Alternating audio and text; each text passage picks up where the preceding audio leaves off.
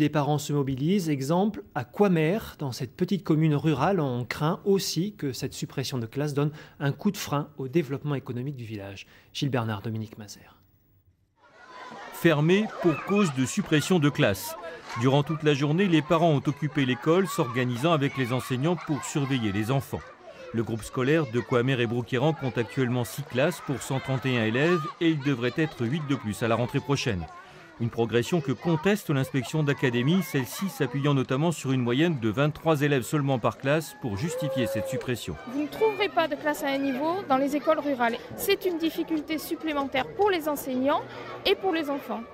Or ça, c'est une spécificité qu'ils ont tendance à oublier parce qu'on s'arrête sur un chiffre. 23 élèves, c'est une chose quand c'est une classe à un niveau. C'est nettement plus difficile quand c'est une classe à 2 niveaux. Et c'est ingérable quand c'est une classe à 3 niveaux. Ingérable, avec qui plus est de nombreux élèves issus de milieux défavorisés et pour qui le recours au RASED a déjà été supprimé. Et puis il y a la configuration des salles prévue ici pour 25 élèves maximum. Autant d'arguments mis en avant alors que la commune investit pour se développer. Maintien ou rénovation de petits commerces, nouveaux lotissements locatifs en projet. Coimer compte aujourd'hui 837 habitants, 200 de plus qu'il y a 10 ans.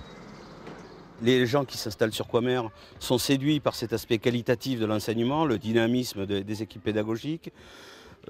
C'est vrai que détruire cet élément de séduction, ça pourrait décider des gens à ne pas opter pour ce secteur. Oui.